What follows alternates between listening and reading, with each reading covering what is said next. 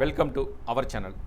நம்ம சேனலில் ஆசிரியர்கள் பயன்பெறும் வகையில் அரசு தரப்பில் வெளியிடுகின்ற அறிவிப்புகளையும் அவர்களுக்கு கிடைக்கக்கூடிய சலுகைகளையும் வழங்கக்கூடிய நிபந்தனைகளையும் அதேபோல் ஆசிரியர்களுக்கான சிறப்பு தகுதி தேர்வு நடைபெறுவது பற்றிய மாற்றங்கள், அதற்கான தேதி மாற்றம், அவர்களுக்கான மதிப்பெண்கள் மாற்றம், அவர்களுக்கு வழங்கக்கூடிய சிறப்பு சலுகைகள் என்ன என்பது பற்றிய தகவல்களையும், ஆசிரியர்களுடைய பதவி உயர்வு மற்றும் பணியிடை மாற்றம், அதேபோல் இடைநிலை ஆசிரியர்களுக்கான பணி நிரந்தரம் பற்றிய சலுகைகள் போன்ற தகவல்களை அறிவிப்புகளையும் தொடர்ந்து கொடுத்துட்ருக்கோம். அது மட்டும் இல்லாமல் ஆசிரியர்கள் தரப்பில் முன்வைக்கின்ற கோரிக்கைகளையும், ஆசிரியர்கள் தரப்பில் பல்வேறு அரசியல் கட்சி தலைவர்கள் முன்வைக்கின்ற கோரிக்கைகளையும் கொடுத்துட்ருக்கோம். இன்றைய தினம் அரசு ஊழியர்களுக்கு அரசு சலுகைகள் பணி நிரந்தரம் சற்று முன் வெளியான 3 புதிய தகவல். என்ன வகையான அரசு சலுகைகள் வழங்கப்பட்டும் என அறிவிக்கப்பட்டிருந்தது, அதேபோல் பணி நிரந்தரம் பற்றிய அறிவிப்புகள் எதுவும் வெளியிடப்பட்டுள்ளதா, அவற்றை நிறைவேற்றப்படுவதற்கான அறிவிப்புகள் எதுவும் உத்தரவுகள் பிறப்பிக்கப்பட்டிருக்கா, அதை நிறைவேற்ற வேண்டும் என்று ஆசிரியர் தரப்பில் எதுவும் கோரிக்கைகள் உள்ளதா என்பது பற்றிய தகவல்களை பார்க்கலாம்.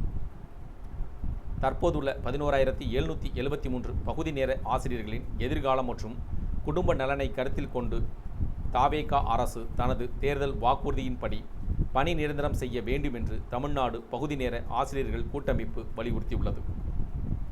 இதுகுறித்து பகுதி நேர ஆசிரியர்கள் கூட்டமைப்பு மாநில ஒருங்கிணைப்பாளர் செந்தில்குமார் வெளியிட்டுள்ள அறிக்கையில் கூறியிருப்பதாவது: தாவேகா தேர்தல் அறிக்கையில் தற்காலிகமாக பணியாற்றும் ஆசிரியர்களில் 5 வருடங்களை நிறைவு செய்திருப்பவர்கள் நிரந்தர ஆசிரியர்களாக மாற்றப்படுவார்கள் என வாக்குறுதி அளிக்கப்பட்டது.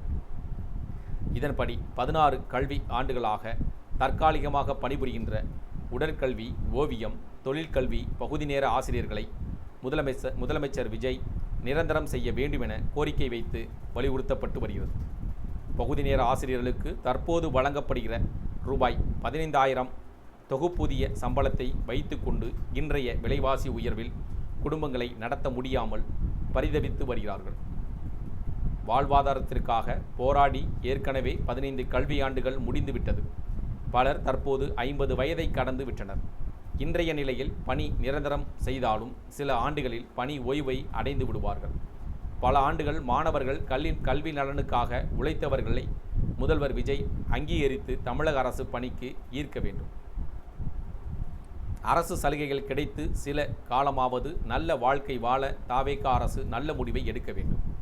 இதற்காக முதல்வர் விஜய் தற்போதுள்ள 11,773 பகுதி நேர ஆசிரியர்களின் எதிர்காலம் மற்றும் குடும்ப நலனை கருத்தில் கொண்டு வாழ்வாதாரம் வழங்கிட தாவேகா தேர்தல் வாக்குறுதிகளில் இடம்பெற்ற பணி நிரந்தரம் கோரிக்கை என்பதால் இதற்கான கோப்பில் முதல்வர் விஜய் கையொப்பமிட்டு அரசின் கொள்கை முடிவாக அறிவிக்க வேண்டும் என்றும் மாநில ஒருங்கிணைப்பாளர் செந்தில்குமார் கூறியுள்ளார்.